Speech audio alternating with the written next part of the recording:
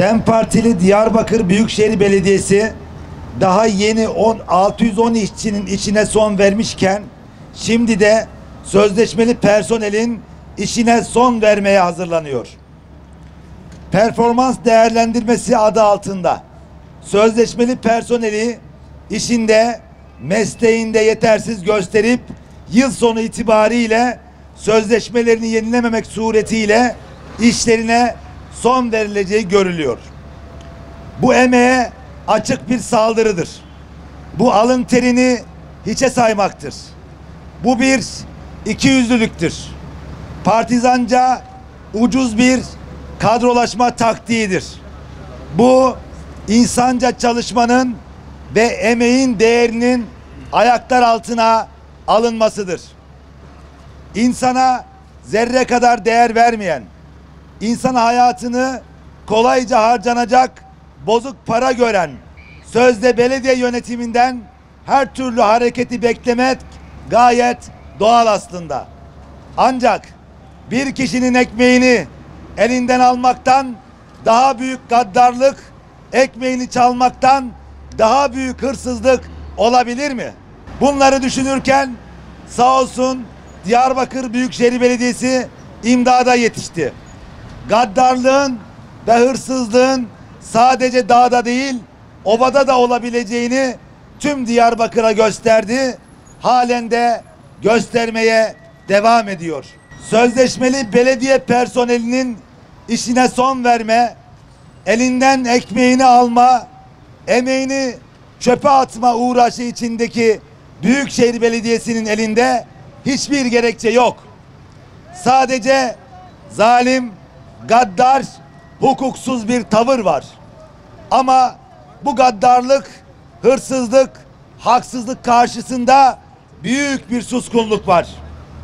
Başta belediyenin bağlı olduğu DEM Parti olmak üzere emek ve insan hakları denince mangalda kül bırakmayan sendika ve bileşenleri ortada hiç yok. İsimlerinde, tabelalarında halk, işçi, emek olan bir yığın parti, STK ortada yok. Çünkü ya dağdan gelen talimatla hareket eden kuklalar ya da bu gaddarlığa ve zulme ortaklar. Daha yeni 610 işçi kardeşimizin haksız yere işten atılması haksızlığı, hukuksuzluğu, vicdansızlığı ortada dururken şimdi de sözleşmeli personelin kış ortasında işten çıkarılma hazırlığı içine girilmişken bu hukuksuz işten atılanların yanında hem yönetim baskısı hem de sendikal baskı ve şantajlar her geçen gün şiddetini artırarak devam ediyor. Yüzlerce emekçiyi işinden kovdunuz. Ekmeğinden ettiniz. Şimdi buradan soruyoruz. Emek sizlerin değer verme layık gördüğü bir kavram değil. Sadece kitleleri şovenist afyonunuzla uyuturken ağzınıza çiğnediğiniz bir sakız. Seçimin gülen yüzleri, usta senaristleri ikinci perdede makyajları dökülüyor. Gerçek yüzlerini gösteriyor ve emekçilere reva gördükleri zulümle cellat olduklarını ispat ediyorlar. Sendikal baskı, yıldırma, sürgün, işten atma artık belediyelerde sıradanlaşıyor. Sıradanlaşan bu kötülük emeği, sendikacılığı, toplumsal birçok değeri örseliyor, öldürüyor. Yetkililerin sessizliği ve ilgisizliği emekçilerin acısını daha da katmerleştiriyor.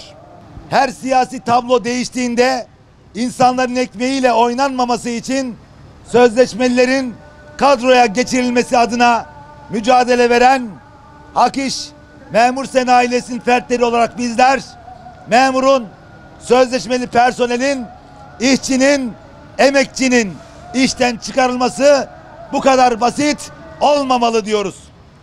Statü hukukunun güvencesinde olması gereken sözleşmeli personelin iş güvencesi belediye başkanlarının iki dudağı arasında olmamalı. Burada toplanma amacımız emek içindir, ekmek içindir, iş güvencesi içindir. Biz bu işin peşini bırakmayacağız.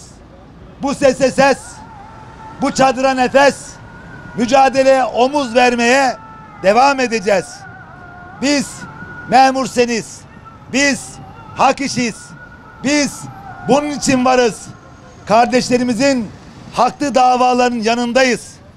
Emekçi kıyımına geçit vermeyeceğiz.